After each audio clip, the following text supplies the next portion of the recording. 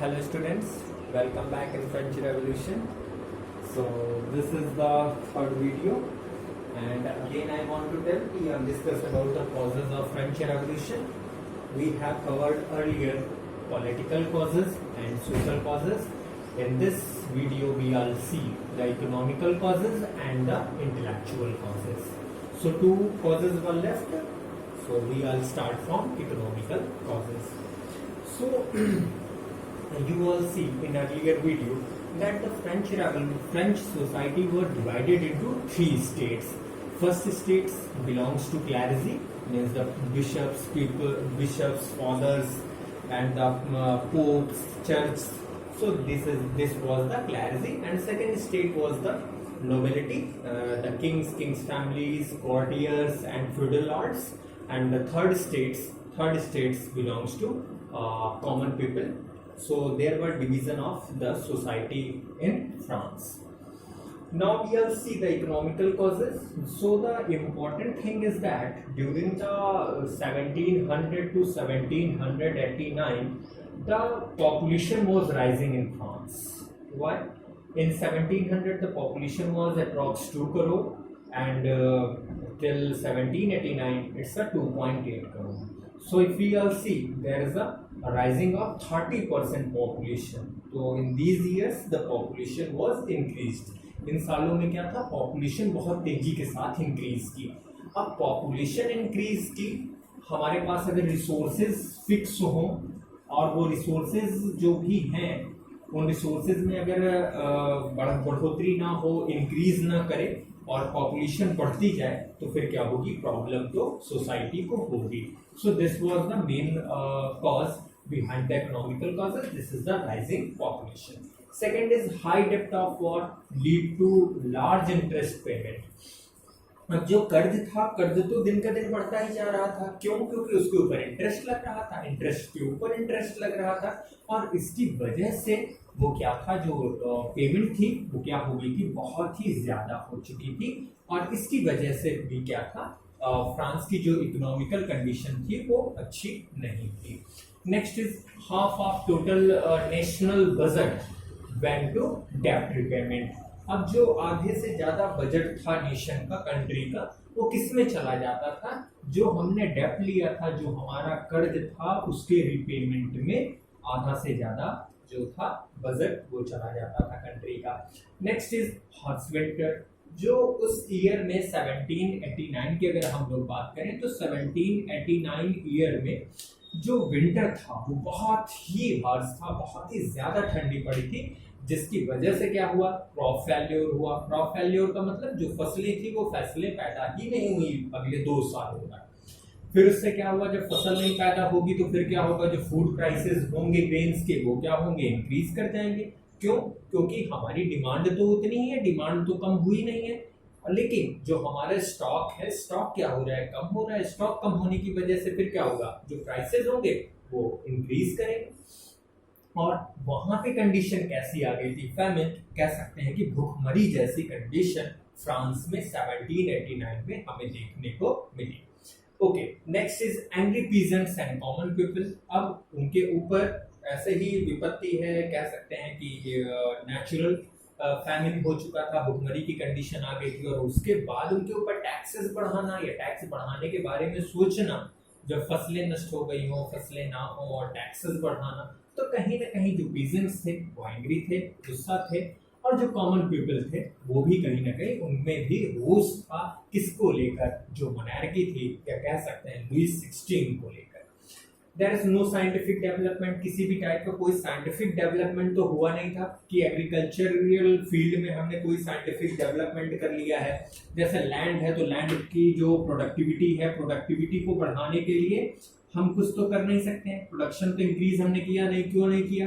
क्योंकि हमने किसी भी टाइप का फर्टिलाइजर्स, कोई भी सीड्स स्पेशल, या कह लीजिए कि इरिगेशन की फैसिलिटी हमने तो इम्प्रूव की नहीं, और फिर उसकी वजह से फिर प्रोडक्शन तो इंक्रीज होगा नहीं.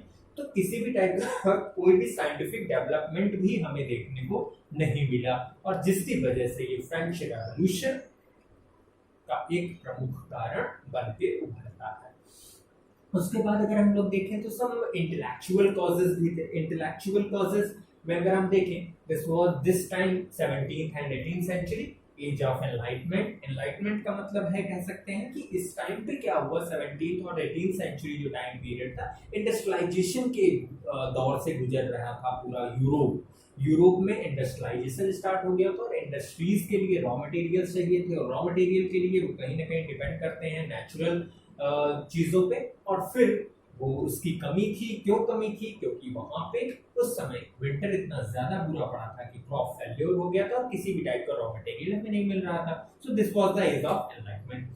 अब बात करें development of science and philosophy, rational thinking. अब क्या हुआ था कि उस टाइम पे 1789 या कह सकते हैं कि 18th सेंचुरी के लास्ट में ऐसी कंडीशन थी कि वहां पे जो फिलोसफर्स थे और जो साइंस से रिलेटेड लोग थे, उन्होंने अपनी फिलोसफी देनी स्टार्ट की, और उसमें कुछ फेमस थिंकर्स और फिलोसफर्स के यहाँ पे नाम दिए गए हैं जिन्होंने इस फ्रेंच रेवोल्यूशन में अपना एक इंपॉर्टेंट रोल प्ले किया।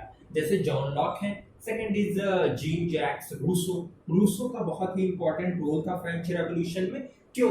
क्योंकि उन्होंने पीपल्स सोवरेनिटी की बात की थी। सोवरेनिटी का मतलब क्या है कि संप्रभुता, मतलब कि क्या है कि अगर मान लीजिए कोई भी व्यक्ति कोई बुरा काम करता है तो उसको, उनका कहना है कि जनता का शासन हो, जनता के सामने उसको छोड़ दिया जाए और फिर उसके बाद जनता डिसाइड करेगी कि इसके साथ क्या किया जाए। तो जीन जैक्स रूसो जो थे, रूसो ने क्या किया था, पीपल सोवरेनिटी की बात की थी, पीपल संप्रभुता की बात की थी। Second is Immanuel Kant. Can't का भी एक विशेष योगदान था इस फ्रेंच रेवोल्यूशन के पीछे। Next is Montesquieu. मॉन्टेस्क्यू, इन्होंने कहा था separation of church and states. उनका ये कहना था कि जो स्टेट्स है, जो राजा है, उसका चर्च का किसी भी टाइप का कोई रिलेशनशिप नहीं होनी चाहिए। चर्च एक अलग बॉडी है और स्टेट्स, या कह सकते हैं कि जो पॉलिटिकल एडमिनिस्ट्रेटर्स है, उनकी वो क्या है, एक अलग बॉडी है। तो दोनों के बीच में क्या होनी चाहिए, दूरी होनी चाहिए, किसी भी टाइप का इंटरफेरेंस हमें देखने को ना मिले चर्च में गवर्नमेंट का और गवर्नमेंट में चर्च का। तो ये बिल्कुल क्या होना चाहिए, सेपरेट होनी चाहिए दोनों बॉडीज। स्टेट में चर्च का कोई भी काम नहीं है। उसके बाद वॉल्टेयर ने क्या कहा कि फ्रीडम ऑफ स्पीच होनी चाहिए। मतलब क्या है, लोगों को बोलने का अधिकार होना चाहिए, वो कोई भी क्वेश्चन पूछ सकते हैं। साथ ही साथ क्या है, एक्सप्रेशन, और एक्सप्रेशन का मतलब क्या है कि हम अपनी बात को एक्सप्रेस कर सकें, लोगों के सामने रख सकें। और धीरे धीरे अगर हम लोग देखें तो जो ये पॉलिटिकल थिंकर्स थे, फिलोसफर्स थे, इनकी बातों से धीरे धीरे लोग क्या हुए थे, सहमत होने स्टार्ट हो गए थे। इन लोगों ने अपनी बुक लिखनी स्टार्ट कर दी थी। उस समय प्रिंट कल्चर आ चुका था तो बुक्स भी अवेलेबल थी। लोग क्या करते थे, एक जगह पे बैठ जाते थे और बैठ के क्या करते थे, तेजी तेजी बोलते थे, पढ़ते थे चीजों को, और फिर उसके बाद लोग उसको सुनते थे। और जब लोग उसको सुनते थे तो फिर उसके बाद क्या होता था, उसके बारे में जब मन करते थे तो एक डिफरेंट टाइप्स की फीलिंग उन्हें देखने को मिलती थी। तो पॉलिटिकल थिंकर्स का, फिलोसफर्स का एक बहुत ही इंपॉर्टेंट रोल था इस फ्रेंच रेवोल्यूशन के पीछे। अब अगर हम लोग बात करें, इंटेलेक्चुअल्स जो थे वो क्वेश्चन करना स्टार्ट कर दिए थे। उनका क्वेश्चन क्या था कि जो ये किंग है, जो राजा है, राजा को किसने भगवान का दर्जा दे दिया। क्यों? क्योंकि हम लोगों ने कई बार देखा है कि राजा क्या होता है, राजा जो है वो भगवान का दर्जा है, उससे किसी से कुछ पूछना नहीं चाहिए, वो जो करता है वो बिल्कुल सही ही होता है।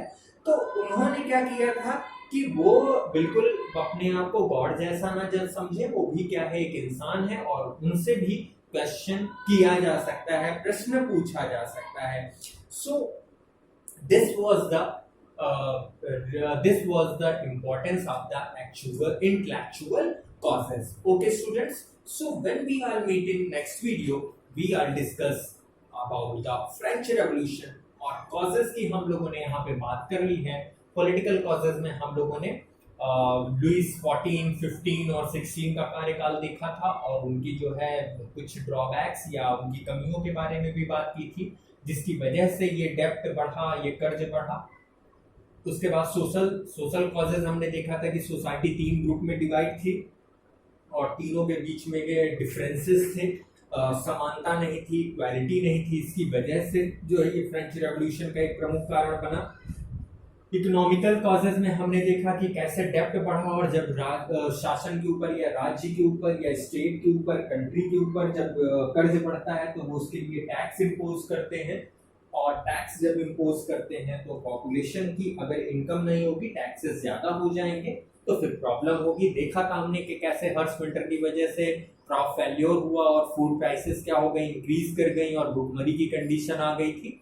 तो this was the economical causes and after that intellectual causes. यहाँ पे हम लोगों ने फिलोसफर्स और थिंकर्स के बारे में बात की कि कैसे उनकी थिंकिंग्स और फिलोसफी ने एक इम्पोर्टेंट रोल प्ले किया इस फ्रेंच रेवोल्यूशन के लिए। So students, when we all meet in next video we all start the French Revolution. अब हम लोग देखेंगे कि कैसे फ्रेंच रेवोल्यूशन की घटना, ये 10 साल का जो ये टेन्योर था, ये कैसे घटित हुआ। We all start from next video. Okay, thank you so much students.